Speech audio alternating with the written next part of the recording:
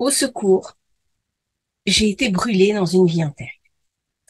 On estime que 60 000 personnes ont été victimes de procès en sorcellerie tout au long de l'histoire.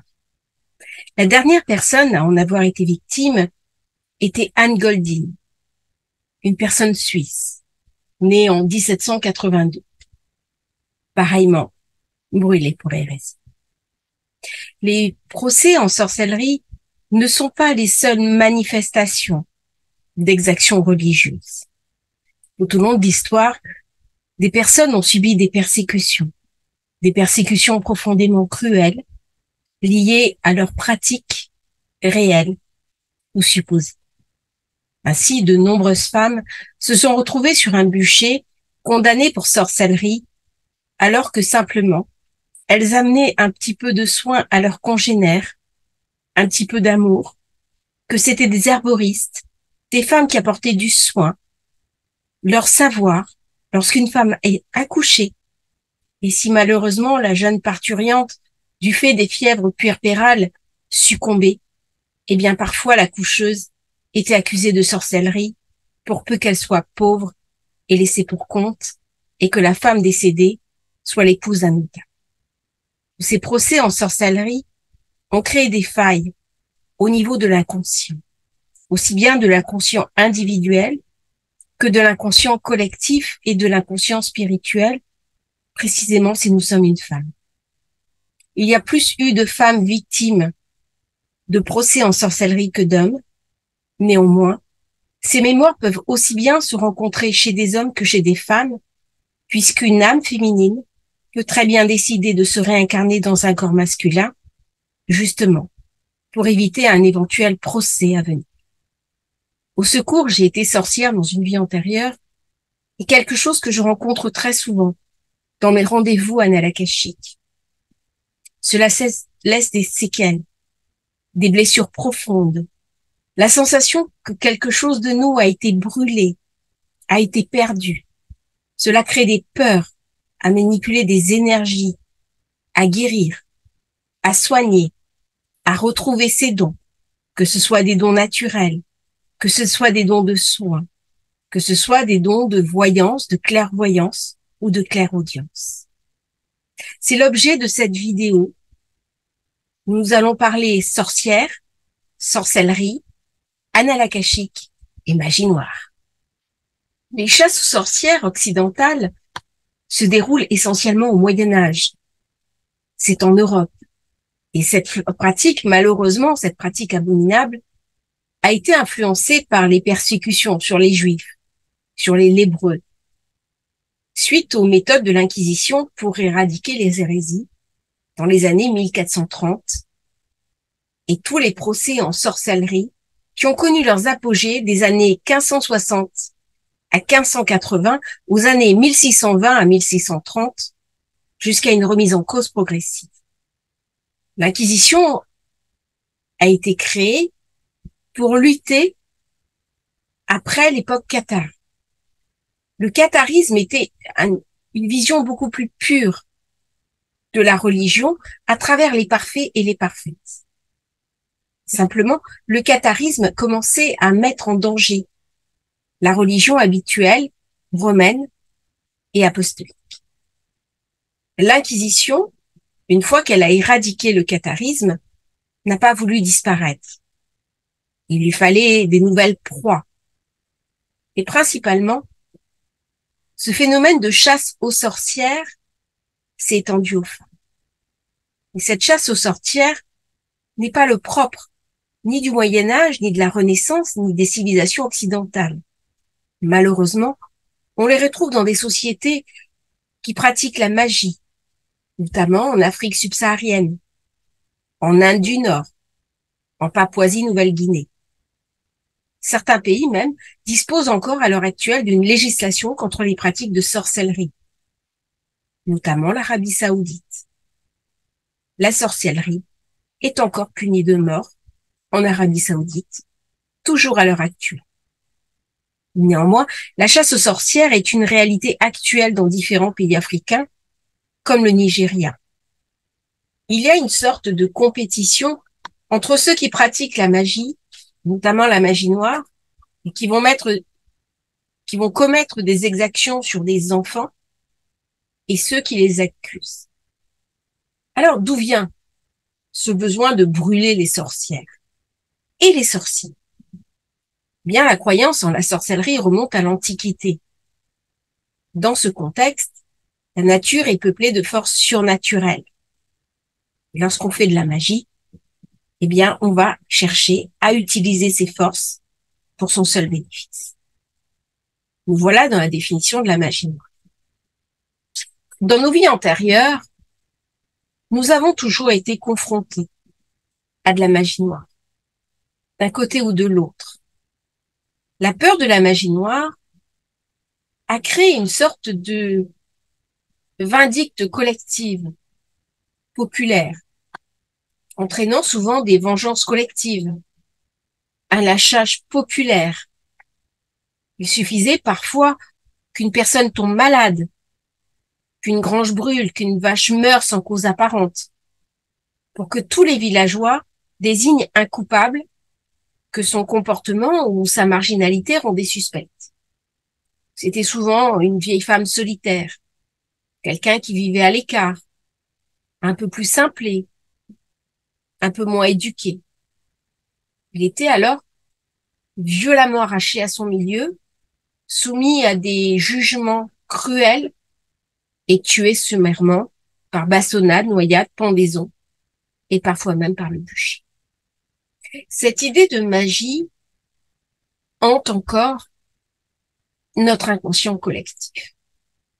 Que l'on soit la sorcière qui a été jetée sur le bûcher, que l'on soit le berger condamné à la bastonnade, à la noyade, à la pendaison, ou que l'on soit celui qui a condamné l'autre. Il y a dans notre inconscient, dans nos mémoires collectives, quelque chose qui raconte cette abomination. Souvent, lorsque l'on fait des soins akashiques, on retrouve trace de ces mémoires, de personnes qui ont été victimes, qui ont été lâchées par la vindicte populaire, qui ont été brûlées sur un bûcher. Souvent, lorsque l'on n'arrive pas à ressortir un don, lorsque l'on a peur de sa propre médiumnité, lorsque l'on ressent des choses mais qu'elles sont bloquées au fond de soi, cela peut nous parler d'une mémoire de sorcière. Les sorcières n'étaient pas des personnes qui faisaient de la magie noire. C'était le plus souvent des personnes frustres, qui avaient à cœur d'aider les autres et qui cherchaient par l'herboristerie des moyens de soigner et des moyens d'apaiser leurs semblables. Si l'on resitue l'histoire, l'historicité, à cette époque-là, il y avait un dogme très puissant de l'Église sur les personnes. Le contrôle permanent des individus par le groupe, par le dogme. C'était un instrument de domination. Michel Foucault, qui est un intellectuel, a beaucoup resitué cette chasse aux sorcières dans un paradigme d'oppression systématique par le pouvoir. On est, à un certain moment, notamment dans la France de Louis XIV, à l'apogée de l'absolutisme. Et qu'est-ce qui s'est passé sous Louis XIV? Il y a eu l'affaire des poisons. Et cette chasse aux sorcières est devenue un instrument de pouvoir qui se basait aussi sur la peur. Peu à peu, le mouvement s'est aboli. Il y a eu une décriminalisation. Et le Parlement de Paris, avant même la Révolution, a interdit toute forme de répression de la sorcellerie. Lorsqu'on se retrouve dans les annales akashiques, on va amener une personne en régression vie antérieure, qu'elle va vivre le moment de son procès, qu'elle va vivre sa condamnation, qu'elle va vivre son exécution. C'est des moments très difficiles à vivre.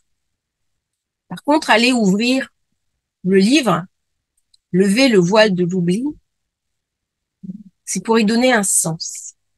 C'est-à-dire, on y va pour apaiser la situation. On y va pour guérir quelque chose qui est resté en suspens.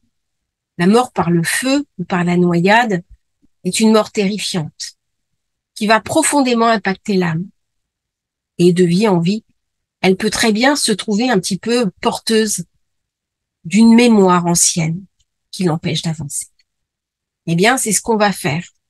Dans les annales akashiques, on va nettoyer cette mémoire. On va l'apurer. On va lever des peurs qui nous empêchent de vivre, qui nous empêchent d'être heureux, qui nous empêchent de passer à autre chose. Comment est-ce qu'on le fait concrètement? Eh bien, ce sont des techniques de régression vie antérieure où on amène la personne dans un état second, on l'amène à revivre la situation, on l'accompagne, on la guide, on la rassure. Il y a un certain nombre de techniques pour que la personne ne soit pas dans le vide. Et pendant quelques instants, on va réactiver la situation. Il n'est pas rare que la personne se mette à pleurer, à trembler, à avoir très peur. Et donc, il y a tout un doigté à avoir pour que cette situation ne soit pas intenable, que la personne n'arrête pas la séance. Et à un moment donné, il va y avoir des facteurs déclenchants. On va l'amener à comprendre la situation et on va venir guérir la situation. Ce qui va permettre de guérir une peur ancienne. Et ça, c'est aussi quelque chose que j'ai appris à faire, qui sont les régressions vie antérieure. Et j'utilise notamment les annales akashiques, ou pas. Je fais parfois des séances de régression pure, des séances de régression collective et des séances, des petites régressions dans les annales akashiques. Mais c'est vraiment typique quand une personne se retrouve dans une situation où avant elle était dans un contexte de sorcellerie, elle me dit je le sais, je l'ai toujours su. Ce sont des personnes qui, par exemple, vont se retrouver avec un guide spirituel qui va dire, toi, dans une vie antérieure, tu as fait de la magie noire. Ce qui n'est pas forcément vrai, d'ailleurs. Mais elles gardent la mémoire d'une accusation. C'est-à-dire, c'est comme si elles avaient autour de l'aura, non pas une réalité, mais la mémoire d'avoir été accusées. C'est plutôt comme ça que j'articulerai ma compréhension. Et donc, on va, petit à petit, dénouer tous les chevaux, essayer de comprendre le contexte, comment c'est arrivé, pourquoi elles ont été dénoncées, qu'est-ce qu'elles ont fait. Et on voit souvent des femmes qui se sont sacrifiées pour les autres, qui sont intervenues pour guérir, pour aider. Et du coup, ça a déclenché des jalousies, ça a déclenché des phénomènes de peur. C'était à l'époque des sociétés très, très incultes, globalement, qui ne savaient ni lire ni écrire, qui étaient très superstitieuses. Et en même temps, la vie n'avait pas de valeur, mais en même temps, chacun était profondément accroché à sa vie. Et donc, ça donnait des rejets de la personne qui était marginalisée. Une femme, par exemple, qui vieillissait, qui devenait bossue, parce qu'il n'y avait pas la médecine moderne, eh bien, on se méfiait d'elle, on avait peur de la contagion. Une personne qui naissait avec une malformation, une tache de naissance. Alors, des fois, c'était perçu comme un signe positif, mais des fois, c'était une marque de sorcellerie, c'était une marque de sorcière. C'est les angiomes qui sont des taches de naissance tout à fait bénignes, tout à fait naturelles. Eh bien, quand un enfant naissait avec un angiome, il était suspecté de sorcellerie. Donc, il fallait le cacher. Il y a même des enfants qu'on laissait mourir parce qu'ils portaient une tache de naissance. Donc, ça allait quand même très, très loin, la superstition. Et ça a fait forcément des conséquences sur notre perception, sur notre inconscient collectif, sur notre inconscient individuel et notre inconscient spirituel. Donc toute l'idée en fait de ce passage en ce moment, parce qu'on est dans un passage transitoire, on est à un moment de l'histoire où on est venu là, nos âmes elles sont venues là pour nettoyer des mémoires très anciennes, des mémoires très douloureuses. C'est vrai que la chrétienté est quelque chose, le message de Jésus était très positif, très beau, mais il a enclenché chez certaines personnes une contrepartie qui était très douloureuse, très marquée dans la souffrance, qui était notamment la chasse aux sorcières et l'inquisition. Et donc, on vient, 2000 ans après, nettoyer tout ça, nettoyer notre inconscient, d'où l'importance, quand on a des mémoires de sorcières, de faire des protocoles de régression vie antérieure pour apurer et pouvoir passer à autre chose. Alors, bien sûr, je peux pas faire un post comme ça sur les mémoires de sorcières, sans parler des chasses aux sorcières, notamment en Angleterre, avec Salem, avec le contexte, la réforme, où il y a eu beaucoup de chasses aux sorcières en Écosse et d'autres zones. Il y avait par exemple une volonté dans certains pays du Nord d'éradiquer les anciens rites païens. D'ailleurs, ils étaient considérés comme caduques. Et il y avait une espèce de chevauchement aussi, où les anciennes religions, les anciennes déesses, qui étaient souvent des déesses qui avaient des cultes assez cruels.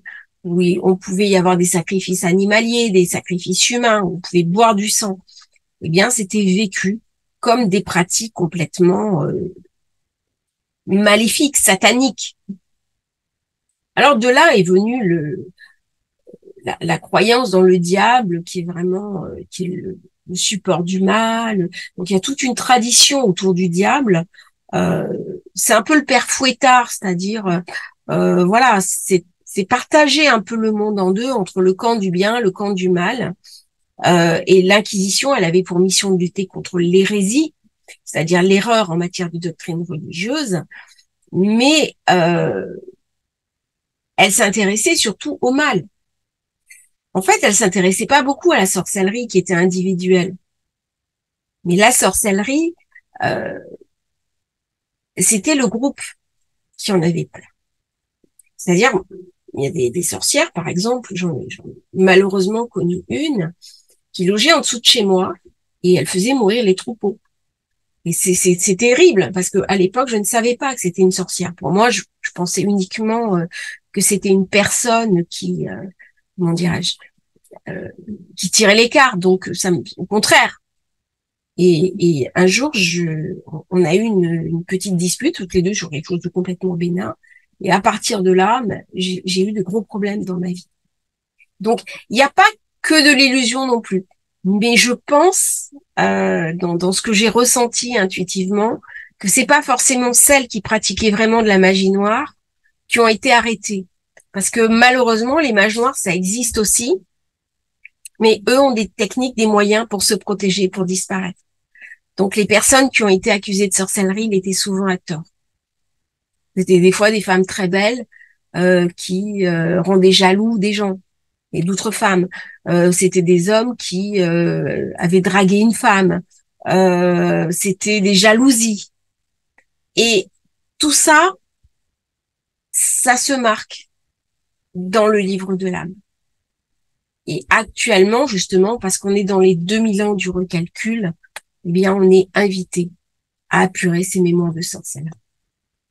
Alors, vous avez les mots de sorcière. Hein. Il y a beaucoup de bouquins qui tournent autour de cela. Vous avez des films. Il y a en même temps une espèce de fascination pour la pratique de la magie, euh, pour le tirage de cartes. Il y a des choses qui sont un petit peu ambiguës, même si on est résolument du côté de la lumière. Il y a toujours des questions qui vont nous interpeller très loin. Je dis pas qu'on va lire certains ouvrages, qu'on va s'en gargariser, encore moins qu'on va les utiliser. Mais il y a dans notre inconscient à tous quelque chose, une curiosité, quelque chose qui nous rappelle quelque chose à aller nettoyer. Et donc, comment est-ce qu'on peut nettoyer ces mémoires de sorcières? Eh bien, c'est en allant dans les annales akashiques, c'est en faisant des régressions aux mémoires antérieures, c'est en faisant des apaisements, et c'est en faisant parfois des réparations d'âme, des coupures de cordons énergétiques. Enfin, il y a plein de protocoles pour apaiser ces anciennes mémoires qui demandent absolument cela. Donc, si vous avez des mémoires sorcières vie antérieure, eh bien, n'hésitez pas à me contacter et on va mettre sur pied un certain nombre de protocoles, aussi bien individuels que collectifs, pour nettoyer ces anciennes mémoires. Je vous remercie d'avoir écouté cette petite vidéo sur les mémoires de sorcières. À bientôt pour une nouvelle transmission dans les annales akashiques.